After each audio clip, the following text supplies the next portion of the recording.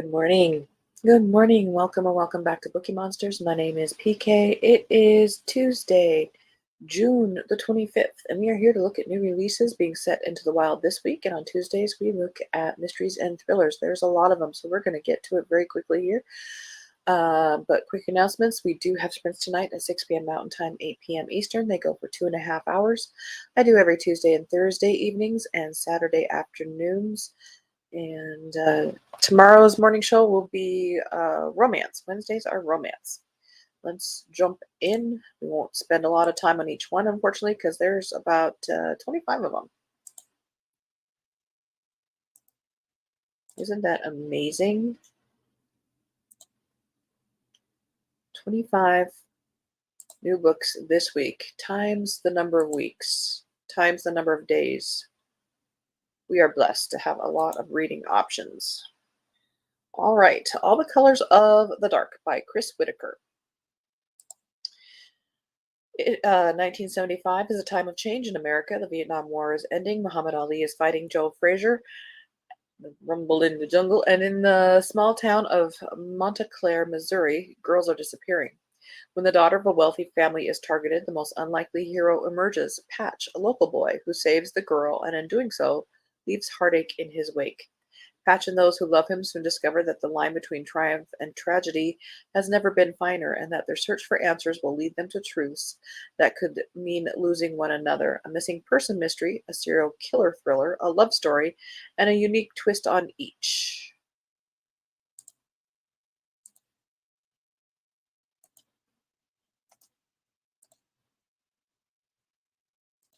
I believe I was in the third grade in 1975.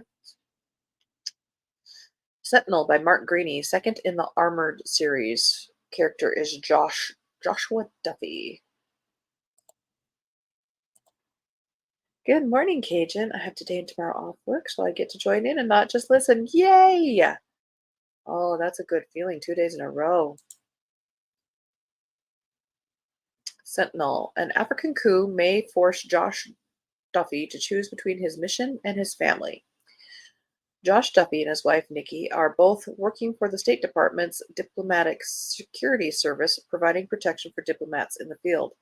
They've been sent to Ghana with a team of U.S. Embassy personnel who are there to highlight American commitment to the construction of a new dam. Since Ghana is a stable democracy, the Duffy children have come along for a short vacation. But stability proves to be fleeting when a Chinese plan to embarrass the U.S. means the destruction of the dam. Now Josh and his protectees are on the run between a Chinese hit squad and a rebel army. That sounds cool.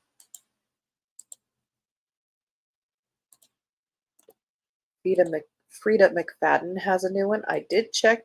This is not a republish. Dead Med.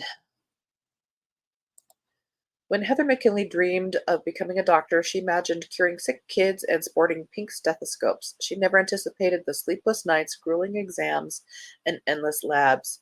And she certainly never knew that her medical school earned the nickname Dead Med thanks to the tragic history of students overdosing on illegal drugs.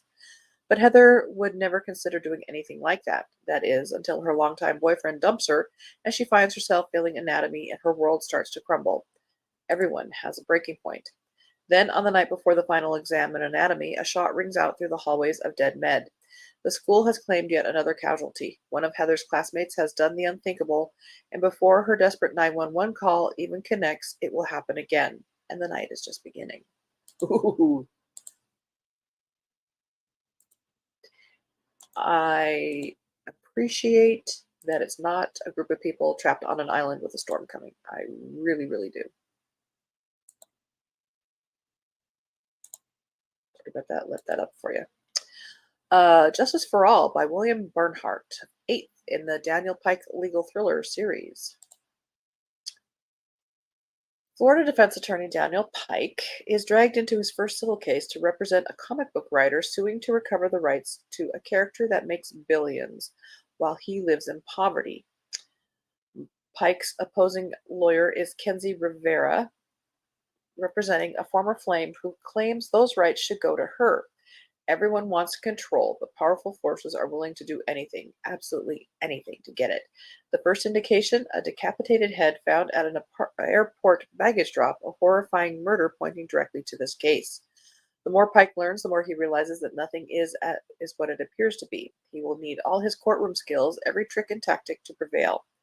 After a bloody confrontation on the courtroom steps proves just how dangerous this case is, he is drawn into a long-standing conspiracy. Can Pike uncover the secrets before he becomes the next victim? That has very intriguing elements as well.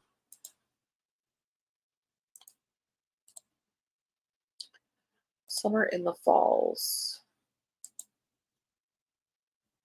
by L. Gray, ninth in the Sweetwater Falls mystery.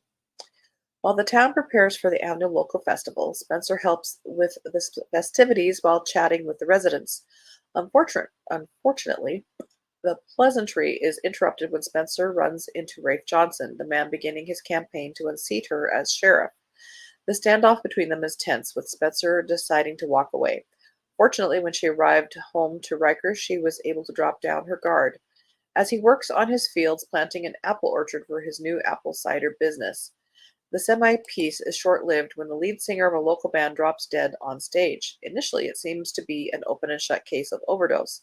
But when the toxicology report finds poison in the victim, no one, not even Spencer, would have ever expected the troves of victims or the illicit and depraved turn the case would take.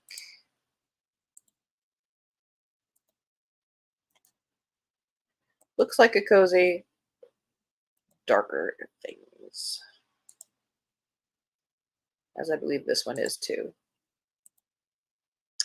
The big creek that runs around this area is Sweetwater Creek. No falls, though, but a state park. Oh, neat.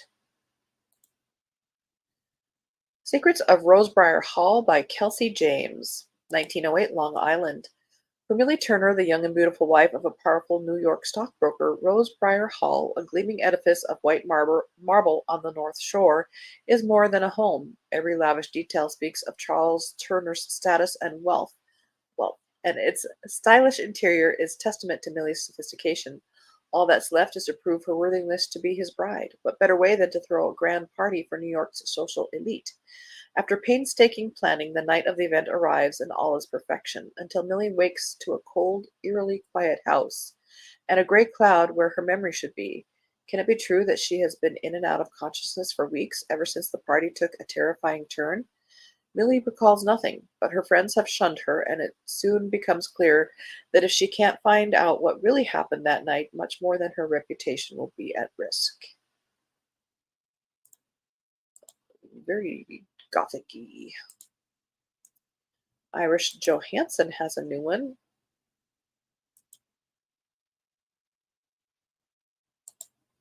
With Roy Johansson. I believe that's her son. Flashback, 11th in the Kendra Michaels series. Kendra Michaels uses her heightened powers of deduction to draw out a serial killer who has not been seen or heard from in over 15 years. Chloe and Sloan Morgan were only children when their mother was the second victim of the Bayside Strangler. Now, after spending 15 years trying to discover his identity, the sisters have suddenly vanished. Were they getting too close to the truth? The police consider their interest in the crime to be just a coincidence and have little motivation to pursue the cold case. Excuse me. Armed with the box of photos, videos, police reports, and notes gathered by the sisters over the years, plus the extraordinary senses from being blind before recovering her sight via revolutionary surgical procedure, Kendra follows the sisters' trail of clues. Little does she realize that her search is about to unleash a long-dormant killer on San Diego. With help from government agent for hire Adam Lynch and private eye Jesse Mercado, Kendra must race to discover the identity of an infamous killer, not only to save the lives of the two sisters, but also untold others. Cold cases, that's my cool. That's one of my keywords.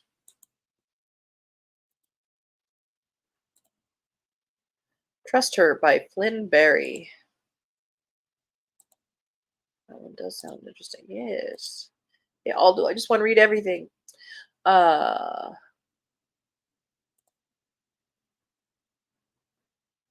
years after they narrowly escaped the IRA's worst punishment for informing, Northern Irish sisters Tessa and Marion Daly have built a new life in Dublin with their young children.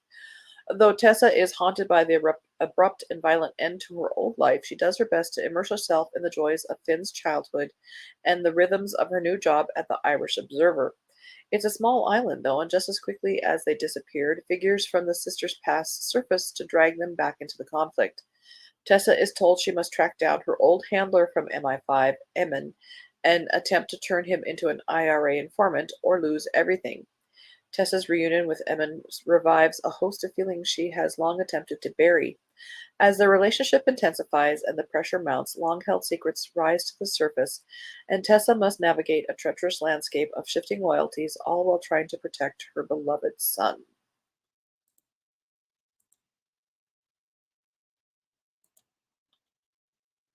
Ace Atkins has a new one.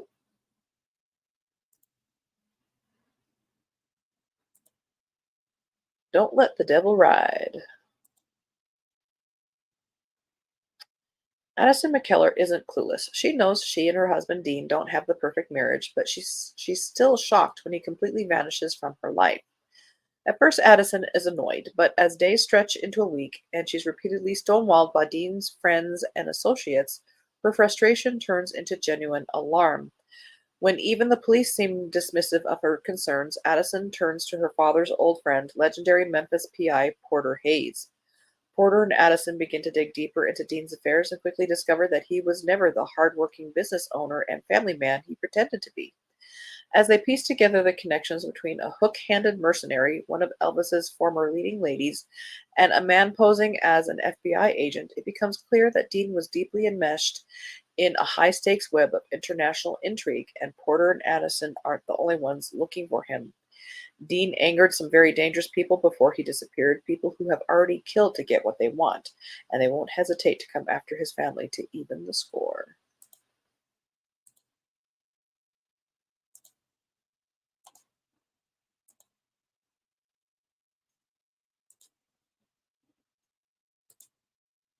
Storm Warning died by David Bell.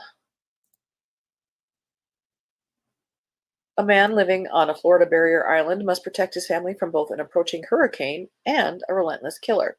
Jake Powell is racing to get off the island as a powerful hurricane approaches. When he finds his best friend Dallas, the building manager, dead from a blow to the skull, Jake realizes there's more than the storm to fear. There's a murderer on the island, maybe even still inside the nearly abandoned building. If there's a deadly hurricane coming, I'll leave him there. Dallas had repeatedly run afoul of the wealthy owners of the building by complaining about code violations and the precarious state of the condos. But he also once told Jake that every resident had a secret they'd come to Florida to escape. Had one of them killed to conceal their sins? As a dozen people shelter together in hopes of surviving the deadly hurricane, a second murder makes it all too clear. One of them is a dangerous killer.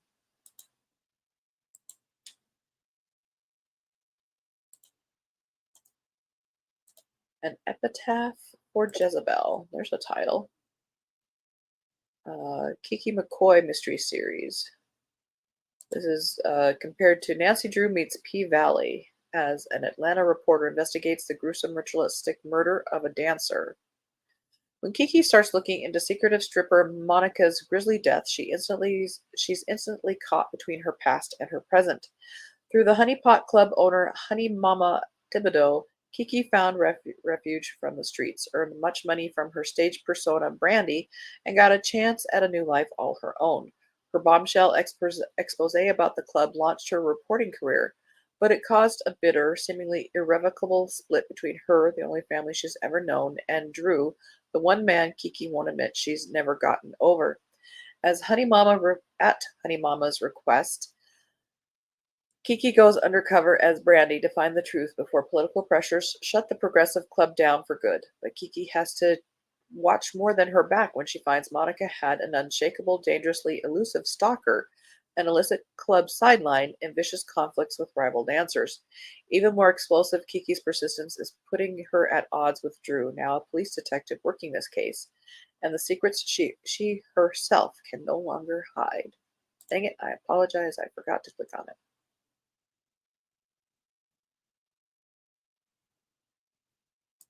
This is real live show. I do make mistakes. It is early. Had some coffee, but not enough. Heather Graham has a new one. I did check. This is not a re-release.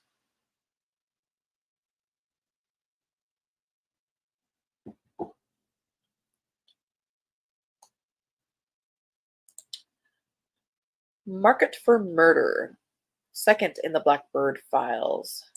In the alleys of Edinburgh, someone is killing for profit. Scotland has a dead body problem. Another one.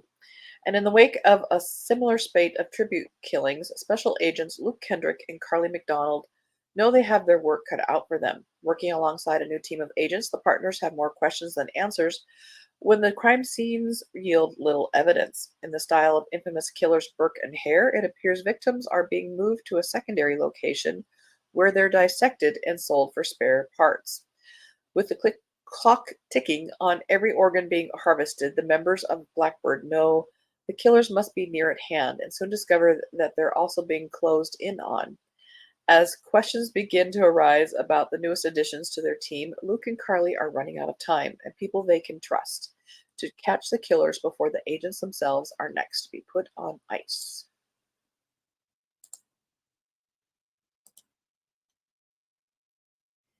Yes, these books are way different than yesterday's cozies. That's why they have their own day. I didn't know Heather Graham has other series besides the One Storm the other people like so much. Yes. Man in the Water, a Mackenzie novel, 21st in the Twin Cities series by David Housewright. When his wife finds the body of an Army veteran in the lake, it is inevitable that former cop, now unofficial PI Rushmore Mackenzie, will get enmeshed in a complicated case of possible murder. It all starts with the body in the water. On what should be the first boat day of the season, Mackenzie's wife Nina finds a dead Army vet.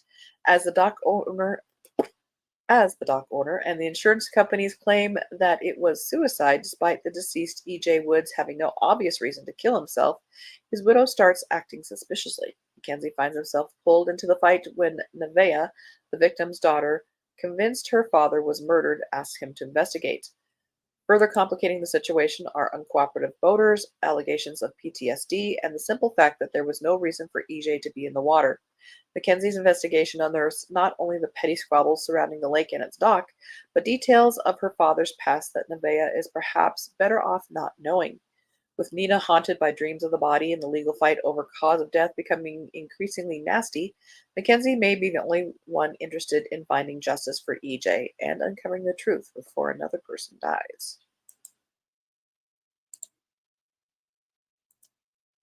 We're going fast because I'm trying to get to everything because there's a lot of them here and they all sound pretty darn good.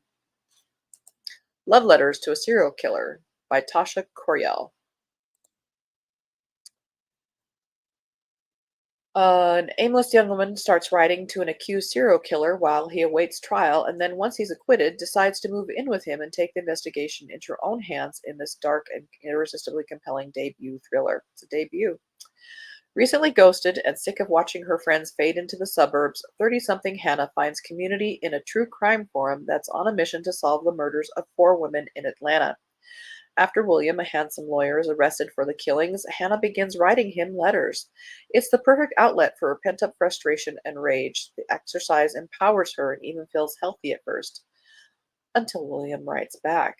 Hannah's interest in the case goes from curiosity to obsession, leaving space for nothing else as her life implodes around her. After she loses her job, she heads to Georgia to attend the trial and befriends other true crime junkies like herself. When a 5th woman is discovered murdered, the jury has no choice but to find William not guilty, and Hannah is the first person he calls upon his release. The two of them quickly fall into a routine of domestic bliss. Well, as blissful as one can feel while secretly investigating their partner for serial murder.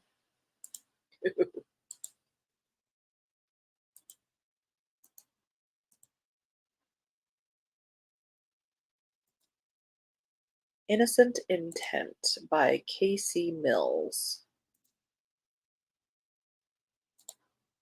Crew of Hunters. I had to go look it up. It was bothering me.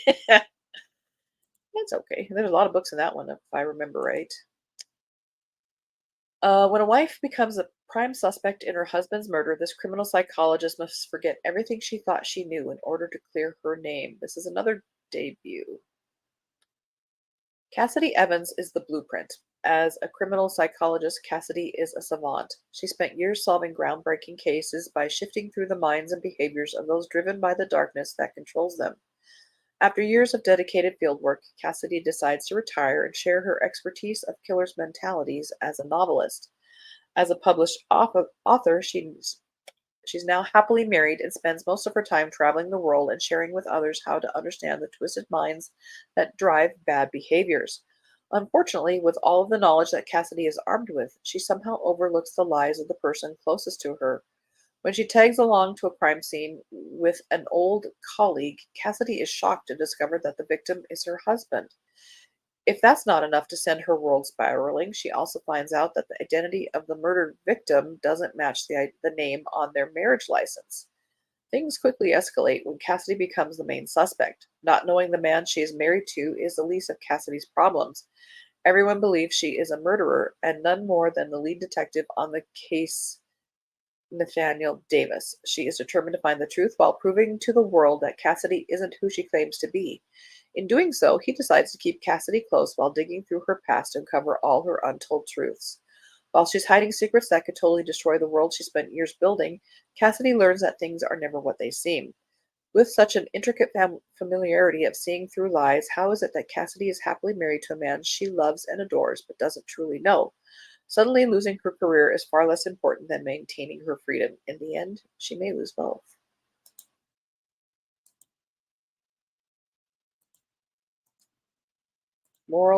Oh my gosh, we are not going to have enough time to get to these. Moral Injuries by Christy Watson. When you're trained to protect the lives of others, how far will you go to protect your own? We're just going to have to look at covers at this point. I apologize. I tried. I really tried. Nothing But the Truth by Robin Jiggle. I have no idea. Lisa Jackson has a new one, Our Little Secrets.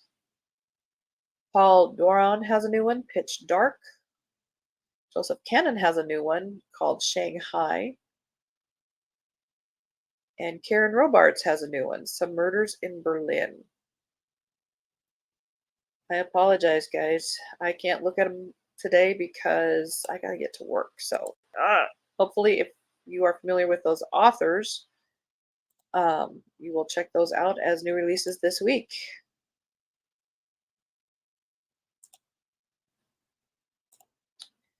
We covered a lot of them. That's right, Freeform Friday. Hope you have a good day and see you tonight. Indeed. Thank you so much, Cajun. I appreciate you so much. Thank you for watching. If you're watching it later, thank you for watching it later. I know it's early. I'm just one of those disgusting morning people. Hope you have a very good day. Hope you're reading good books. I'm very excited. The book I've been looking forward to for a year came out today. It's by Sherry Thomas, A Ruse in Shadows, the newest in her Lady Sherlock series. I am so happy. I wish I could take the day off. I would just read all day. But I will be reading that tonight. We do have sprints tonight at 6 p.m. Mountain Time, 8 p.m. Eastern. They go for 2.5 hours. Bring a friend. We'd love to grow. And as the banner says here, don't be a bookworm, be a bookie monster. Have a good day and God bless.